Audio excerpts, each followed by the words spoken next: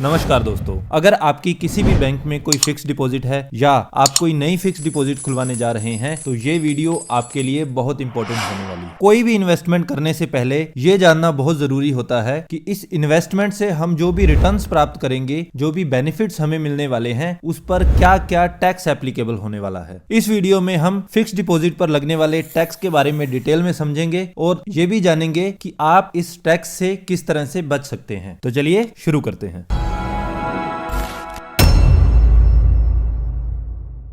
सबसे पहले यह जानना जरूरी है कि फिक्स डिपॉजिट से आप जो भी इंटरेस्ट इनकम अर्न करने वाले हैं वो पूरी तरह से टैक्सेबल होती है। अगर आप इंटरेस्ट इनकम के अलावा कोई और इनकम भी अर्न कर रहे हैं, इस इंटरेस्ट इनकम को आपकी दूसरी सभी तरह की इनकम्स में ऐड कर दिया जाता है। उसके बाद आप जिस भी इनकम टैक्स स्लैब में आते हैं उसके अकॉर्डिंग आप पर टैक्स एप्लीकेबल होने वाला है। फाइनेंशियल ईयर 23-24 के लिए जो स्लैब्स हैं वो आपके सामने हैं। यहाँ पर आपको मैक्सिमम 30% तक का टीडीएस भी पे करना पड़ सकता है। यह जानना इसलिए भी इंपॉर्टेंट है कि मान लीजिए अगर आप 20% या 30% स्लैब में आते हैं तो उस केस में फिक्स डिपॉजिट से जो आपको रिटर्न्स प्राप्त होने वाली हैं वो टैक्स काटने के बाद बहुत कम हो जाती हैं। फॉर एग्जांपल, मान लीजिए कि कोई फिक्स डिपॉजिट अगर आपको 8% इंटरेस्ट रेट ऑफर कर रहा है और उस पर अगर आपको 20% टैक्स देना पड़ जाता है तो उस केस में 20% टैक्स बनेगा 1.6%। तो आपको फिक्स डिपॉजिट पर जो एक्चुअल रिटर्न्स प्राप्त होने वाली हैं वो सिर्फ 6.4% ही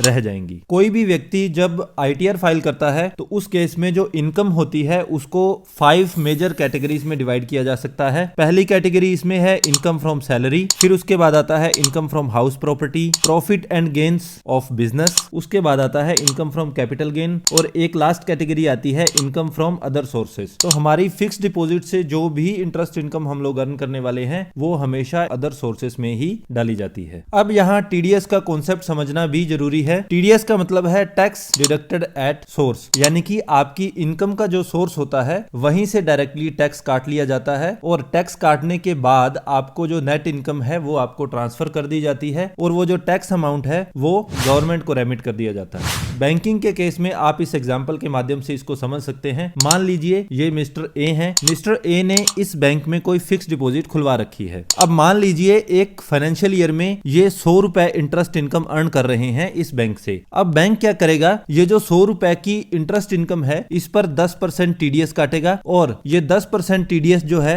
ये रेमिट कर देगा गवर्नमेंट ऑफ इंडिया को या फिर आप कह सकते हैं इनकम टैक्स डिपार्टमेंट को। और 10% काटने के बाद जो बचे हुए 90 रुपए हैं वो यहां पर मिस्टर ए के अकाउंट में डाल दिए जाते हैं। तो इंटरेस्ट इनकम जो है उसका सोर्स था ये बैंक, तो सोर्स से डायरेक्ट टैक्स काटकर इनकम टैक्स डिपार्टमेंट को जब रेमिट किया जाता है तो इसे हम टीडीएस कहते हैं। अब यहाँ यह समझना भी जरूरी है कि मिस्टर ए के अकाउंट में अगर 90 रुपए आए हैं तो उसकी इनकम 90 रुपए नहीं मानी जाएगी, उसकी इनकम एक्चुअल 100 रुपए ही रहने वाली है। बस बैंक ने मिस्टर ए के बिहाफ पे 10 रुपए टैक्स जो है वो डायरेक्ट इनकम टैक्स डिपार्टमेंट को रेमिट कर दिया है। अब ये जरूरी नहीं है कि बैंक जब भी आपको इंटरेस्ट इनकम दे हर बार आपका टैक्स काटे। इसके लिए इनकम टैक्स डिपार्टमेंट ने एक सर्टेन लिमिट डिसाइड कर रखी है कि उसके ऊपर अगर इंटरेस्ट इनकम होती है तो उस केस में ये बैंक की रिस्पॉन्सिबिलिटी है कि वो टैक्स काटकर इनकम टैक्स डिपार्टमेंट को रेमिट करेगा। अब ये जो लिमिट है ये है 40,000 रुपए से ज्यादा अगर आपकी इंटरेस्ट इनकम हो जाती है तो उस केस में बैंक को आपका टीडीएस काटना होता है। यही लिमिट सीनियर सिटीजन के केस में 50,000 रुपए हो जाती है, यानी कि सीनियर सिटीजन के केस में अगर इंटरेस्ट इनकम 50,000 से ज्यादा है तो उसी केस में बैंक आपका टीडीएस काटने वाला है। अब बहुत केसेस में यह भी कंफ्यूजन रहता है कि टीडीएस कटना कितना है। तो अगर आपके अकाउंट में पैन कार्ड अवेलेबल है तो उस केस में आपका टीडीएस कटने वाला है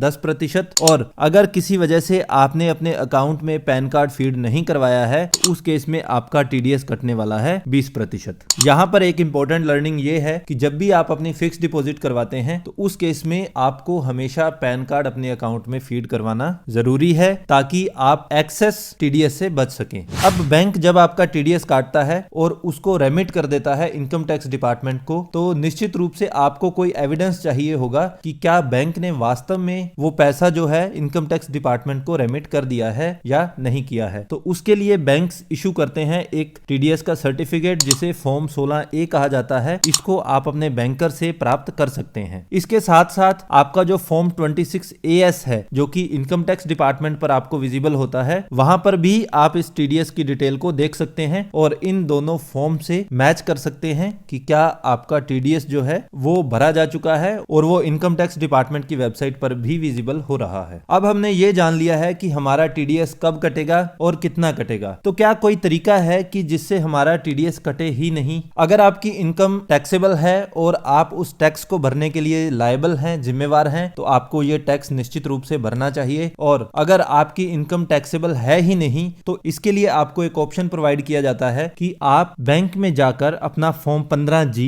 और फॉर्म 15H ये सबमिट करवा सकते हैं। तो इन फॉर्म्स को भरने के बाद बैंक आपका टीडीएस काटना बंद कर देगा। अब यहाँ पर मेन क्वेश्चन ये आता है कि ये फॉर्म 15G और H आपको कहां जमा करवाना है और इसके साथ साथ किस केस में आपको फॉर्म 15G जमा करवाना है और किस केस में फॉर्म 15H जमा करवाना है। तो यहाँ पर दो कैटेगरीज बनी हुई हैं। अगर आपकी एज 60 साल से कम है तो उस केस में आप जमा करवाएंगे फॉर्म 15G और 15H सबमिट करवाएंगे अगर आप एक सीनियर सिटीजन हैं, यानी कि आपकी एज अगर 60 साल या उससे ज्यादा है तो आपको फॉर्म 15H सबमिट करवाना है। जिस भी बैंक में आपकी फिक्स डिपॉजिट चल रही है उस बैंक में आपको जाना है और इस फॉर्म को जमा करवाना है। फॉर्म जमा होने के बाद वो बैंक आपका टीडीएस काटना बंद कर देगा। इनकम टैक्सेबल नहीं होने की स्थिति में सबसे बेस्ट प्रैक्टिस यही रहती है कि जब भी एक नया फाइनेंशियल ईयर शुरू होता है तो आप उसी समय बैंक में जाइए और अपना फॉर्म 15G या H जो भी आप पर एप्लीकेबल हो वो भर दीजिए, तो पूरा साल आपका कोई भी टीडीएस नहीं कटेगा। अब मान लीजिए कि आपने फॉर्म 15G H भरने में देरी कर दी है, उससे पहले आपका टीडीएस काट लिया गया है और उसको रेमिट भी कर दिया गया है, तो उस केस में एक ऑप्शन यही बचता है कि जब फाइनेंशियल ईयर खत्म होता है तो